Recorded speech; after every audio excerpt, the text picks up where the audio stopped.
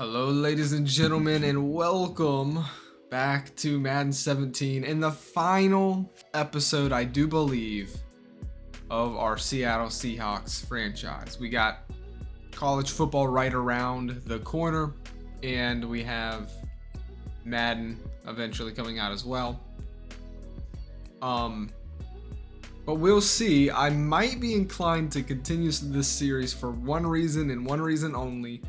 And that is because I've done something I've never done ever. And I'm not gonna lie, dude, I don't think I'll ever be able to do it again.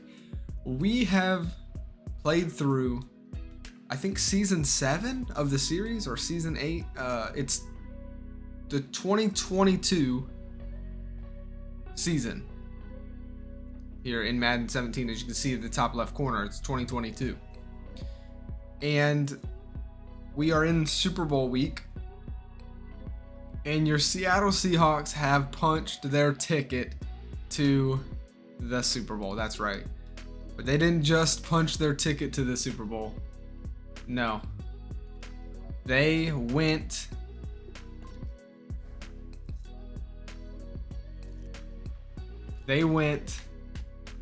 16-0. I've never done that, dude. I've never done this. A lot of these I watched. You know that's kind of how I do things here for these series. So a lot of these games I watched and simulated. But I mean, we were really good this year. We had some close ones, right? We almost lost to the Rams. But there was I knew this team was really special around this period right here. When we went like 4 or 5 games. No, we went way more than that. Wow, dude, look at this. Let's just count the games in a row that we scored 30 or more points. 1, 2, 3, 4, 5, 6, 7, 8, 9, 10, 11. Matter of fact, we haven't scored less than 30 points since week 6. Why is that? What have we built here, guys? Have we broken the game? I think we have. We do face the Houston Texans in Dallas.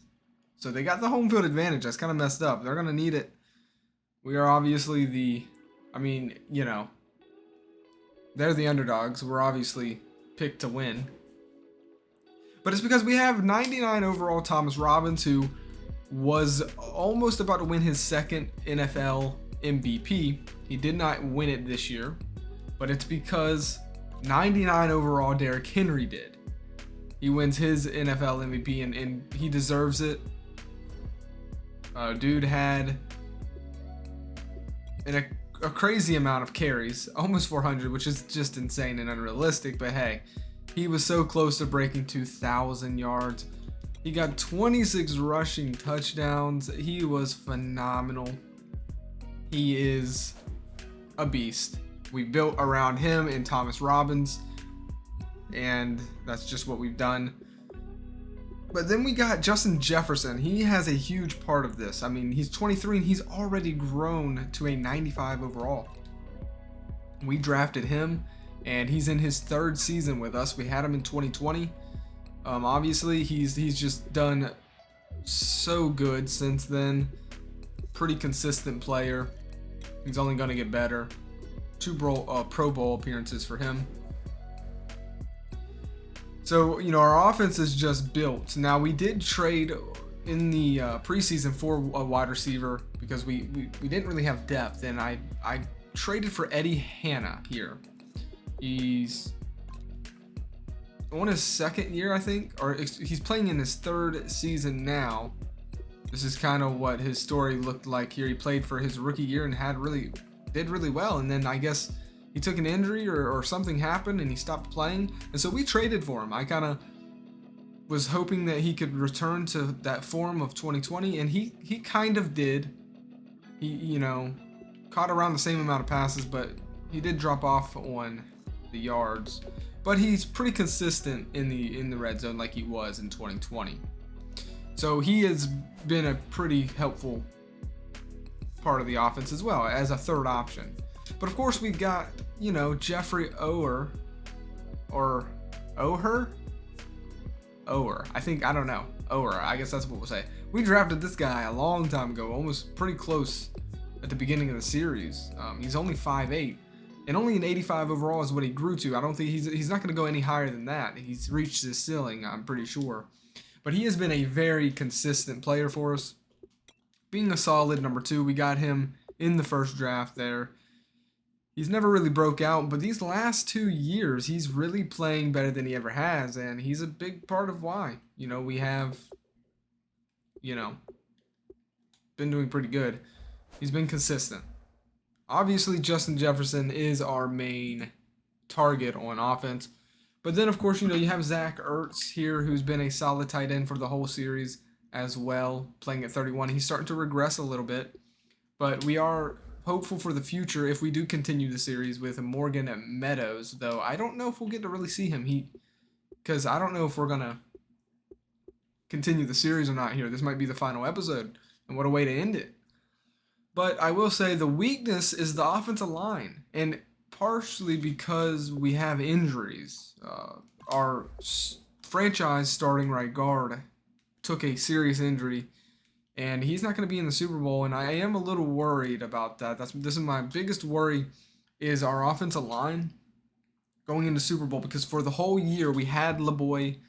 Kevin LeBoy has been phenomenal, an 88 overall right guard. Missing that, you're definitely going to feel it, especially when you only have a 73 overall Riley Thorpe to step in. So I'm hoping, you know, we can still somehow manage to get this win. But even outside of that, we're still pretty thin. I mean, 75 overall center, 77 overall left guard, 76 overall left tackle. It's going to be worrisome for sure. I think Thomas Robbins could be under a lot of pressure, and we're going to have to get this offense rolling early. Good thing is we do know how to do that, so we'll see what happens. But another reason is the defense, guys. Again, we're banged up going into the Super Bowl, and we're missing a key factor here in DeForest Buckner's brother, Rashawn Buckner. We drafted this guy, and we kind of role-played, hey, this is Buckner's brother, his younger brother, and it's kind of cool. Unfortunately, we're not going to get to see the Buckner's brotherhood Super Bowl. He's not going to be playing. It's so lame because I feel like with a dislocated elbow, he would put a wrap on it, you know, and he'd be out there. But I don't know. And a dislocated elbow is a pretty rough injury. I just feel like because it's at the tail end of the injury, maybe he would be able to play, but I don't know. He's not going to be in there. He's an 89 overall player that we're not going to have. And replacing him, we might have to look around because Carney at 70 overall, that just, man, what a drop off, you know. But we got guys like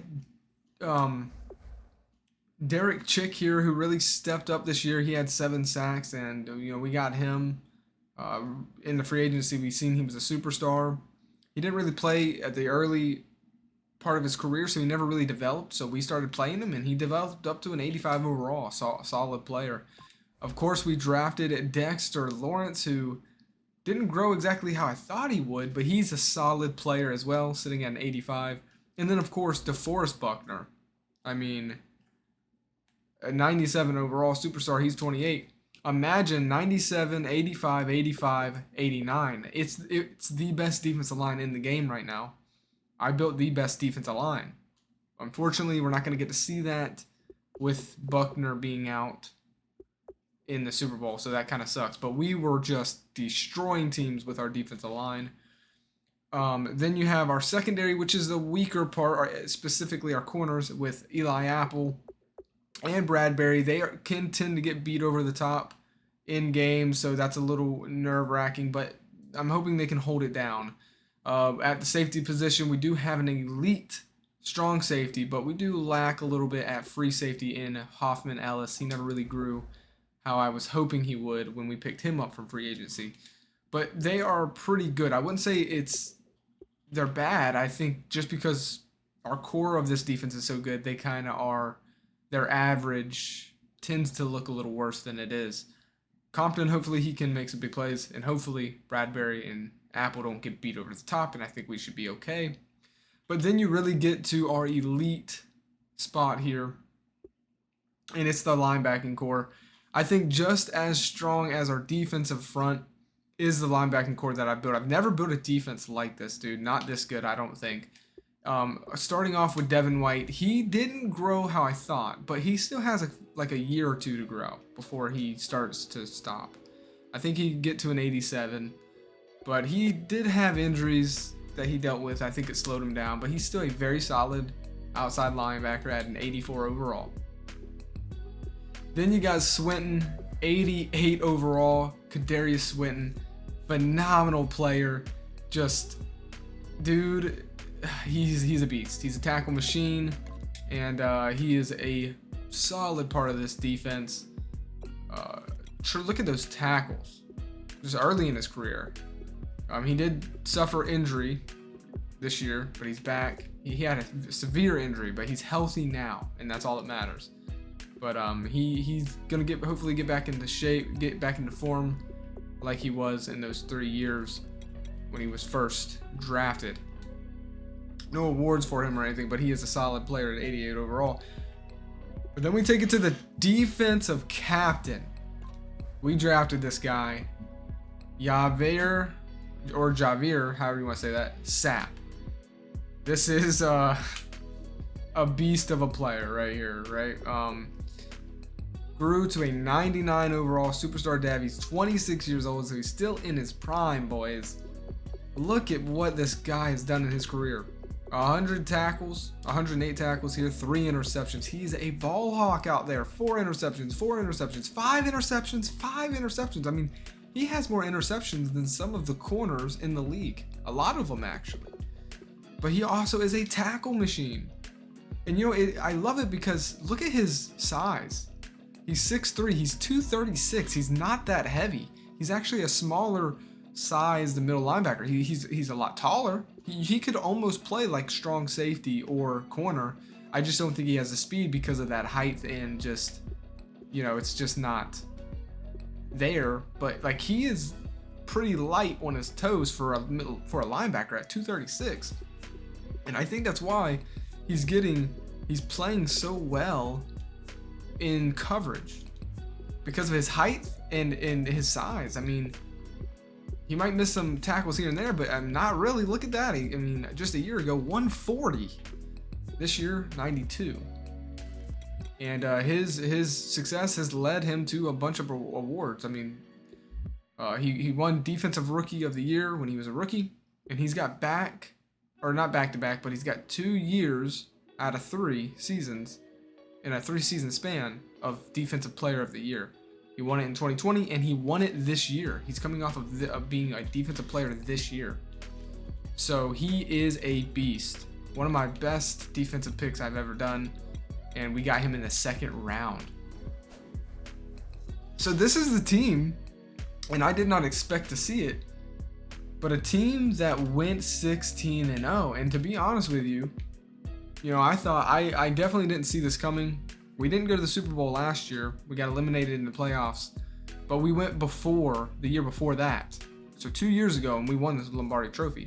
If we win this here, that would be 2 Super Bowl wins out of the last 3 years. And I almost feel like if we win this game, maybe we have to run it back for 1 more. But I just don't know. If we can fit it in before Madden 6 comes out, then I think we're gonna do it.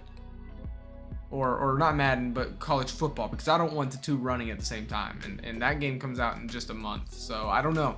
We'll see though. I almost don't want the story to end if we go 16-0 and win this Super Bowl, because technically we are 18-0 right now. We won the division and we won the conference. So we can top it off with a Super Bowl win and end up being 19-0, and that'd be the first time any team has ever done that on my channel, which is really cool. So yeah, that's real quick before we get into the Houston Texans and then into the game. Let's just take a look here what we've done. So this year, the wild card, Houston was a wild card team, so we're facing them. We'll take a look at them. They beat the Broncos, who have Jalen Hurts and ultimately lost the Super Bowl last year. The 49ers ended up playing the Detroit Lions and they lost, or they won. I watched this game, didn't record it though, as Jay Fresh and the Miami Dolphins punched a ticket. They got destroyed against Baltimore. It was hard to watch. And then Dallas eliminated the reigning champions, the Atlanta Falcons. Moving over to the divisional round, that's where we would step in and play our first game, and it was a pretty close one. I watched it and I was stressed, and I thought, man, we went 16-0. We're just gonna get eliminated in the first round, but we didn't. We went into halftime 10-6, and I was just stressing. I was sweating buckets, man, and we ended up pulling it out. It was a pretty good day for Thomas Robbins, 2 tutties, 1 interception, and Derrick Henry did his thing. But we ended up getting that win. The Cowboys would then go on to eliminate the Eagles, and they'd find themselves back in the conference championship 2 years in a row. Tua Tagovailoa leading the Cowboys, but he would have to face the 16-0 Seattle Seahawks. And unfortunately, this one was a blowout. It wasn't the same. We went into halftime 14-3, put 10 more points on them in the third quarter, and then we had like a tie in the fourth. They scored a lot in trash time.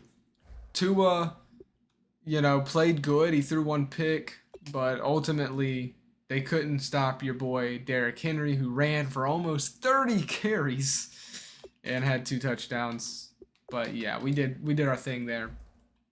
And then unfortunately, we took some injuries in that game. That's the biggest thing. And then Houston beat Baltimore. Russell Wilson and the Baltimore Ravens. Now, who is on Houston? We're going to find out. They went from the wild card, beating the Broncos, a very tough team, to then going on and beating the Raiders. I don't really know anything about the Raiders too much. They goose-egged them 21-0. And then they go on to beat a very good team, Russell Wilson and the Baltimore Ravens, 31-21. And here we are. So history is going to be made either way. I tell you, man, this is crazy. What a season to remember for the Seattle Seahawks, who have struggled on my channel for so long, and now it is their era. This is the Seattle Seahawks era on my channel because they're having tons of success. 2 years ago, won the Lombardi Trophy, to now doing something no team has ever done, going 16-0 and making it to the Super Bowl with it all on the line here right now. But who stands in their way? The Houston Texans. This is the first time we've seen them in a Super Bowl, from my memory, ever. But maybe they've done it. I'm not sure. It's been a very long time since we've seen Houston do anything here on my channel. But they're here nonetheless. Look at this roster, just real quick. 399s. Derrick Henry is on a contract year, so this might be our last season with him. I don't know. We'll see what happens. But this is a young team built to go for the next few years. I mean, 26. Derrick Henry at 28. Justin Jefferson, 23, 28. I mean, look, you don't see any guys in their 30s up until you get to Zach Ertz. We've got this team built for a dynasty run. But unfortunately, the series might be coming to an end after this episode. I don't know. We'll think about it. But the Texans, here they are. They have Yannick Ngakoue. I think that's how you'd say that. In this universe, he's grown to be an amazing player, the best on their roster. And then they have Joe Burrow. Wow, Joe Burrow punches his way to a Super Bowl matchup here. 93 overall. Okay, this is a decent roster. Stephon Diggs at 90. Oh my goodness, A.J. Brown. Joe Burrow has Stephon Diggs and A.J. Brown to pass it to. Antonio Winfield Jr. has grown. He's young here in this. They have a young roster too. Look at it. Nobody in the 30s here in their top 10 of players. A.J. Brown, Antonio Winfield Jr. Wow, they got Jamison Crowder and Jesse James. These are really good third and fourth options here. No, this is going to be a pass-heavy team, I think. They definitely got the better O-line as well. Sam Stalker and Connor Doss. Oh, but Connor Doss looks injured. That's good for us. It's a serious injury, too. He's out for the season. That sucks, though. for them. Sam Stalker, though, is healthy and ready to go. Jatavius Brown, Tyler Kirby here, 83 overall. He'll probably be replacing Doss, which is honestly not that big of a difference. No way. I'm done. I can't believe it. Saquon Barkley is their running back, dude. No, we traded him. We traded him because we weren't really getting enough from him, and he was aging, and I was just going all in on Derrick Henry because, you know, we didn't have a lot of money, and he came up on his contract year, and I knew we weren't going to have money to pay him. He wanted starting caliber money. And so I traded him and got some picks for him while I could, and sure enough, he has punched his ticket with his new team. I can't believe this, dude. Wow, he's definitely not on a Derrick Henry level. But Saquon Barkley, you can't help but like Saquon Barkley, man. Oh my goodness, the revenge story for him, possibly, would be epic. Has he won any awards here? He's got a Pro Bowl appearance. That's not too bad. Wow, dude, I can't believe this, dude. You cannot make this stuff up. He's coming off of a year where he's kind of struggled, though. He got the most attempts he ever got in his career here in this universe.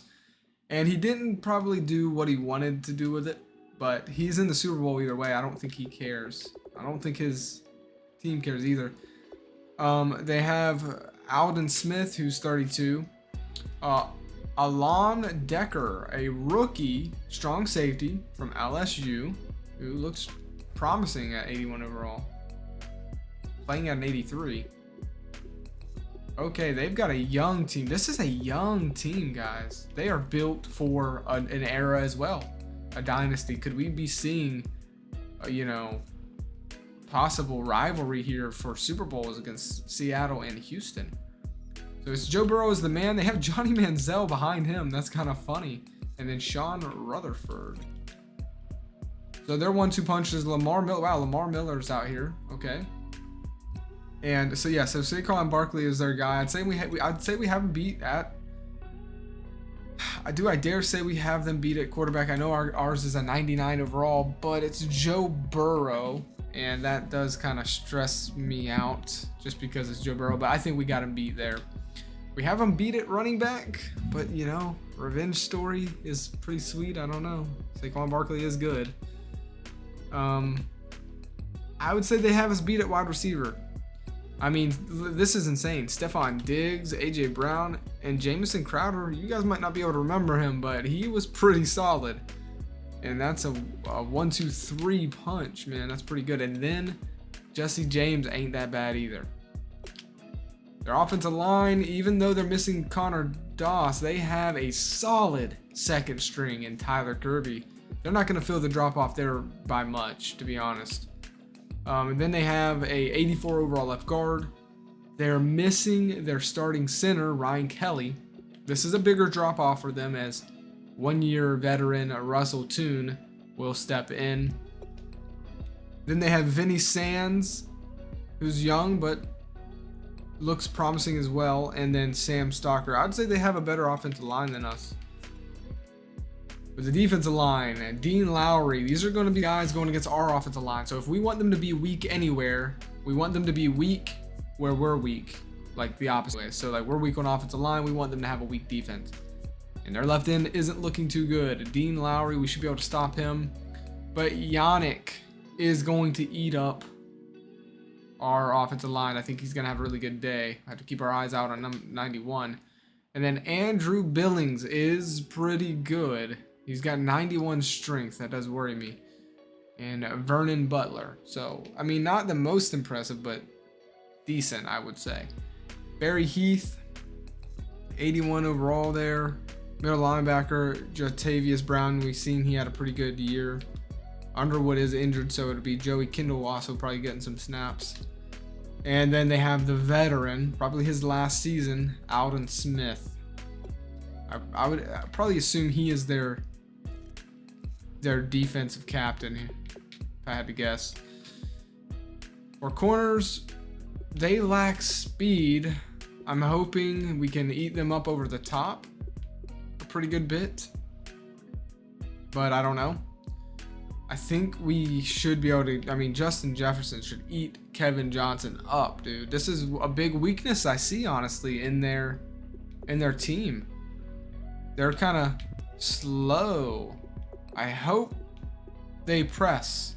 I doubt they will. They'll probably play a lot of, zone, triple zone. They'll probably play a lot of off man coverage, and then if that's the case, maybe we can eat them up on the short routes, but we'll see. I think this is a pretty big weakness as well here. And then at safety, though, we do have to watch out for Antonio Winfield Jr. because he can be all over the field, so we're gonna have to be watching and keeping an eye out for number 33. And then also number 24. I mean, they have solid safeties. Alon Decker. So their corners are slow, pretty weak. I'd say that's their weakest point. Hopefully we can eat them up with our wide receivers, who aren't too bad. I mean, Justin Jefferson's elite, arguably in top 5 in the league right now. We'll see what happens. I think we match up pretty well, so we'll see. But that's it, guys, man. The Super Bowl is next. You guys let me know if you want to see it continue or not, but I think this could be the final episode coming up. Who's gonna win it all, Houston or the Seattle Seahawks? I hope you guys enjoy, and I'll see you on the next one.